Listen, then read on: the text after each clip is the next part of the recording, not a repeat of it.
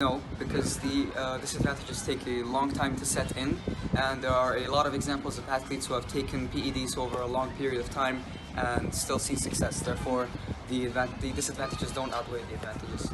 Yes, I do think that the disadvantages outweigh the advantages. It's because although the advantages might be materialistic, like winning a certain game or winning the performance, the disadvantages are more related to the effects on the human body and the person who's taking them. I think the disadvantages outweigh the advantages of the drugs, just because of the negative effects that they have on the human body, such as the heart. If there's too much weight being put on by steroids onto the joints, etc., there's too many issues that it could have on the health of the athlete that's being used. Probably not. I'd say obviously a sportsman trains to be a sportsman. So obviously putting performance enhancing drugs in the body is maybe just letting themselves down, rather than all the training that they've done. They're kind of just letting themselves down. I would say, from my point of view, that the advantages of performance enhancing drugs definitely do not outweigh the disadvantages. I think the disadvantages are extremely detrimental. The risks in taking performance enhancing drugs are huge. They have adverse effects on your body. The way I see performance enhancing drugs is that it's putting something which isn't natural into your body. So if you upset the natural balance in your body, then you're going to adversely affect your body. So to answer that question, I would say no, the advantages definitely do not outweigh the disadvantages. But obviously there's a lot of gains to have with the advantages in terms of success for elite athletes, gains, things like that. So it is a bit of a good question, but in my point of view, I definitely say no. Because it completely enhances you much more than you can perform naturally. The advantages are so there's so much. It makes you perform much better than you can naturally, as you recover faster, you can build muscle quicker, you're stronger. In general, you're just a better athlete. So even if you don't work out and take steroids, you're still going to be bigger, faster, stronger than the person that does work out. They just want to get an upper hand on the competition. Yes, they might have some insecurity issues as to they might feel that they're not good enough, and that's why they could take PEDs. That could be one reason. Another reason could be just because they have easy access to it and they know that it's an easy fix to a certain problem that they have. It's the advantage that they gain over the other athletes regarding the sport, which they can get success from winning gold medals, whether they get sponsorship as well, so they get more money for winning, that they are the best in the sport, so they are actually achieving more by essentially earning more money for the families, so that they can provide, because that's their job at the end of the day, and they're actually getting more money through that because they are better athletes and competing more. The sponsorship will come in to raise that more money. Purely to just win. To get one over on any other athletes and to make themselves the best of the best, despite what the consequences might be.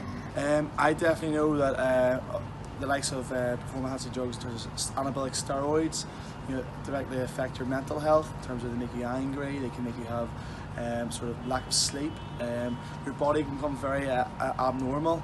I've known and seen of people that have taken human growth hormone, and their jaw become very large and outgrown.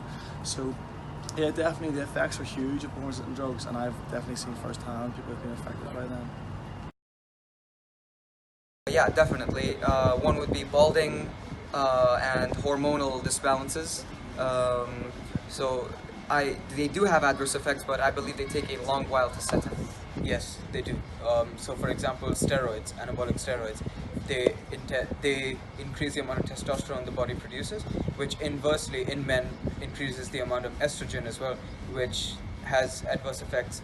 And estrogen, since that is a female hormone, it makes male characteristics less prominent, and in the future when the athlete stops using the steroids, his body can't produce the amount of steroids that he used to get from the anabolic steroids, thus limiting his ability to control his hormones properly. Yes, definitely. So such as on the heart, a lot of pressure on the heart, obviously it's in a drug that shouldn't be in the body, that's not naturally created, regulated in the body, or you're putting too much of that hormone inside the body, which shouldn't be there in the first place.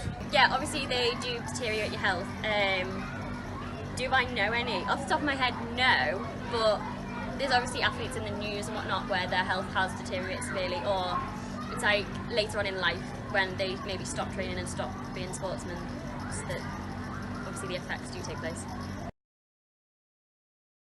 Yeah, definitely. A lot of athletes are already taking PEDs to enhance their performance, so I think it just should be legalized because so many of the athletes currently are taking PEDs that it wouldn't make a difference even if you did legalize it, people will still be using it. Thank you. Yes and no. If PEDs were legalized, then and athletes did choose to take them, it would be only fair if all athletes who took PEDs would compete in a section with other athletes who take PEDs.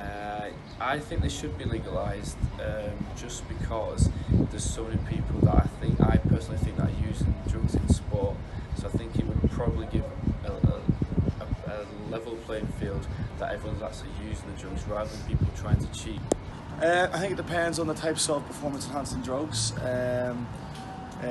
Things like steroids, things that which affect the body, no, I think they should never be legalised. I don't, as a PE teacher and as an athlete myself, I don't see any point and any need to have them. You know, if you train hard and you have a good coach and you have a good nutrition, you don't need them. I think if certain events like cycling, things like that there, where they use it like EPO, there needs to be sort of a clear sort of decision made in terms of what is a PED and what's not a PED. Some people are lots of athletes are on the border between sort of abusing performance enhancing drugs. So I think there needs to be clear barriers, but the problem with PEDs is that needs to be sort of policed correct across the whole sort of every sport. You know, some sports are hot on PEDs, some sports aren't. I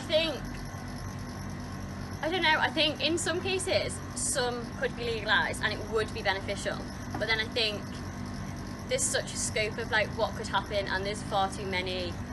Say for example, if I was taking one but then you took it but it didn't benefit you, there's kind of just no point in taking it. But I don't know, it's a very dark grey area of, if you legalise something, why can't you legalise something else, and would it benefit athletes in all different ways, and how do you monitor how much they're taking and when they're taking it?